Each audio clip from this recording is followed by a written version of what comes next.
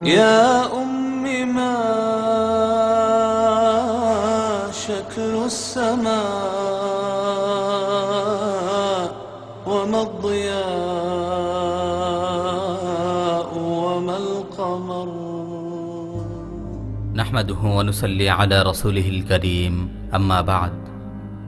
প্রিয় ভাই ও বোনেরা, আজ আপনাদের পড়ে শোনাচ্ছি ছেলের প্রতি পাঠানো কোনো এক দুঃখিনী মায়ের হৃদয় বিদারক চিঠি। এই চিঠি দুঃখ ভারাক্রান্ত এক মায়ের পক্ষ থেকে তার কলিজার টুকরো সন্তানের প্রতি প্রেরিত। হে আমার আদরের সন্তান, প্রায় 25 বছর আগের কথা। সে বছরের কোনো একদিনে, আমার জীবনের অবিস্মরণীয় একটি মুহূর্তে, যখন আমাকে মহিলা ডাক্তারটি শোনালেন যে আমি গর্ভবতী। সকল মায়েরাই এই শব্দের মর্মার্থ ভালো করেই জানেন। এটি এমন শব্দ যা আনন্দের চেয়েও বেশি, যার পরেই শুরু হয় শারীরিক ও মানসিক এক পরিবর্তন। এই সুসংবাদের পর থেকে দীর্ঘ 9 মাস আমি তোমাকে গর্ভে ধারণ করেছি, যার প্রতিটি মুহূর্ত ছিল আনন্দের। ভারত্ব নিয়ে দাঁড়াতে হয়, ঘুমোতে কষ্ট হয়, খেতে মন চায় না, তবুও বাধ্য হয়ে খেতে হয়। প্রতিটি নিঃশ্বাসের সাথে কষ্ট ঝরে পড়ে, কিন্তু এত কিছুর পরেও তোমার প্রতি আমার ভালোবাসার, তোমার জন্য আমার আনন্দের এতটুকু কমতি ছিল না, বরং দিনের পর দিন তোমার ভালোবাসা আরও বৃদ্ধি পাচ্ছিল। তোমার প্রতি আমার আসক্তি প্রবল হচ্ছিল। ক্লান্তির পর ক্লান্তি, কষ্টের পর কষ্টের বাঁধনে আমি তোমাকে বহন করেছি। কিন্তু যখনই পেটের ভেতরে তোমার নাড়াচাড়া অনুভব হতো, যখন বুঝতাম তোমার ওজন বৃদ্ধি পাচ্ছে, আমার মনে হতো আমি হচ্ছি পৃথিবীর শ্রেষ্ঠ সুখী। যদিও তা কষ্টের ছিল, কিন্তু তবুও তা ছিল আনন্দের। এভাবে দীর্ঘ এক কষ্ট আনন্দ মিশ্রিত সময় শেষে সে রাতের ফজরের সময়টি এলো, যে রাতে আমি চোখের দুপাতা এক করতে পারিনি। সে রাত ছিল কষ্টে জর্জরিত এক রাত। সে রাত ছিল ভয় ও আশঙ্কার এক রাত। যে কষ্ট, যে ভয় কোনো ভাষা প্রকাশ করতে পারে না। মৃত্যু যেন আমাকে ছুঁয়ে যাচ্ছিল। আল্লাহর কসম, হে আমার সন্তান, আমি যেন দেখছিলাম মৃত্যু আমাকে হাত ছানি দিয়ে ডাকছে। একসময় তুমি পৃথিবীতে এলে, তোমার ক্রন্দন ধ্বনি আর আমার অশ্রু একাকার হয়ে সেই মুহূর্তটি আমার সকল কষ্ট যাতনাকে একেবারে ধুয়ে মুছে দিল।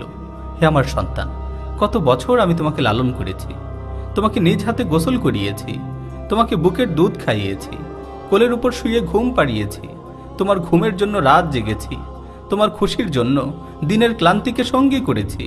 আমার সর্বক্ষণের আশা থাকতো কখন আমি তোমার ভুবন ভোলা হাসিটি দেখব, তুমি আমার কাছে কিছু আবদার করবে আর আমি তৎক্ষণাৎ তা প্রস্তুত করব।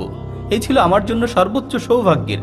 এভাবে বহুদিন পার হলো যে আমি তোমার পরিচর্যায় চেষ্টার কোনো ত্রুটি করিনি। অবিরত তোমার খেয়াল রেখেছি, অবিরাম তোমার কল্যাণের চেষ্টা করে গেছি। এভাবে একদিন তুমি কিশোর হলে, কিশোর থেকে তরুণ হলে। একসময় তোমার মাঝে পৌরুষের চিহ্ন দেখতে শুরু করি। অতঃপর তোমার প্রশান্তির জন্য চারপাশে তোমার জীবনসঙ্গিনীর খোঁজ করতে থাকি। অতঃপর এলো তোমার বিয়ের দিনটি। তোমার জীবনের এমন পূর্ণতায় আমার অন্তর আনন্দে ভরে গেল। খুশিতে চোখে পানির বান নামলো। কিন্তু কিছু সময় পর তোমার একই হলো। আমি তোমার আচরণে আশ্চর্য হয়ে তোমাকে দেখে ভাবছিলাম, এ তো আমার সেই সন্তান নয় যাকে আমি চিনতাম। তুমি আমার প্রতি বিরূপ আচরণ করলে, আমার অধিকার তুমি ভুলে গেলে। কত দিন কেটে গেছে, তোমাকে দেখি না, তোমার কথা শুনি না। তুমি তো তোমার মাকে ভুলেই গেলে। হে আমার সন্তান, তোমার কাছে আমি বেশি কিছু চাচ্ছি না। তুমি কেবল তোমার বন্ধু বান্ধবের পাশে আমাকে একটু জায়গা দিও, তোমাকে দেখার একটু সুযোগ করে দিও। প্রতিটি মাসের কোনো একটি দিনে অন্তত কিছু মুহূর্তের জন্য হলেও তোমাকে দেখার একটু সুযোগ করে দিও। হে আমার সন্তান, আমার পিঠ কুঁজু হয়ে গেছে, দৃষ্টিশক্তি একেবারে ক্ষীণ হয়ে এসেছে, অসুস্থতা আমাকে একেবারেই দুর্বল করে দিয়েছে। দাঁড়াতে কষ্ট হয়, বসতে গেলে বেদনা এসে ভর করে। বয়সের ভারে আমি আজ নুয়ে পড়েছি, কিন্তু আমার অন্তর তোমার ভালোবাসায় এখনো সজীব আছে আগের মতোই। হে আমার সন্তান, কেউ যদি কারোর প্রতি সামান্যতম উপকার দেখায়, তার প্রতি মানুষ কৃতজ্ঞ হয়, তার প্রশংসা করে। কিন্তু আমি তো তোমার মা।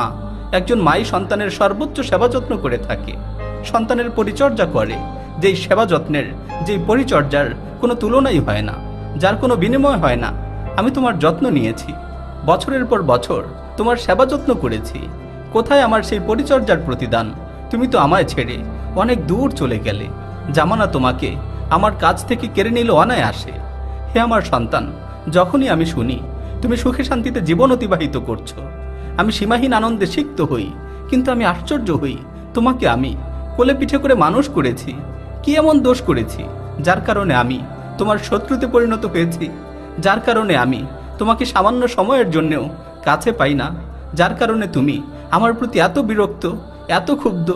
তোমার নামে প্রভুর কাছে আমি কোনো অভিযোগ করব না। আমার দুঃখকে আকাশপানে ছুটতে দেব না, কারণ যদি এই দুঃখ আমার বুক থেকে আকাশের রবের কাছে গিয়ে নালিশ জানায়, তবে তোমার জীবনে দুঃখ দেখা দিতে পারে নানাভাবে। তুমি ক্ষতির সম্মুখীন হতে পারো। না না, কখনো না, কখনো এমনটি হবে না। তুমি তো আমার কলিজার টুকরো, আমার জীবনের সার্থকতা, দুনিয়াতে পাওয়া আমার সর্বোত্তম উপহার। হে আমার সন্তান, হে আমার কলিজার টুকরো, জাগ্রত হও, জাগ্রত হও। দিন গড়াচ্ছে, বছর ঘনিয়ে আসছে। একসময় তুমিও পিতা হবে, একসময় তুমিও বৃদ্ধ হবে। হায়, কর্ম যেমন হয় ফল তো তেমনই হয়ে যায়। এমন যেন না হয় তুমিও অশ্রু দিয়ে তোমার সন্তানের কাছে এভাবে মিনতি পেশ করছো। আল্লাহর কাছেই তো সকল অভিযোগ যায়। হে আমার সন্তান, তোমার মায়ের অধিকার আদায়ে আল্লাহকে ভয় করো। তার চোখের অশ্রুকে মুছে দাও, তার হৃদয়ে প্রশান্তি নিয়ে এসো। এরপরে যদি ইচ্ছে করো তবে তার চিঠিটি ছিঁড়ে টুকরো টুকরো করে ফেলে দাও। জেনে রেখো, কেউ যদি ন্যাক আমল করে তবে পুরস্কার সে পাবেই, আর যে মন্দ আমল করে সেই মন্দ আমল তার ক্ষতি করে। ওয়াকফিদ লাহুমা জানাহা যুল্লি মিনার রাহমাহ ওয়াকুর রব্বির হামহুমা কামা রাব্বায়ানি সাগীরা। তাদের জন্য সদয় ভাবে নম্রতার বাহুকে প্রসারিত করে দাও, আর বলো, হে আমার প্রতিপালক, তাদের প্রতি দয়া করুন যেমনি ভাবে তারা আমাকে শৈশবে লালন পালন করেছেন।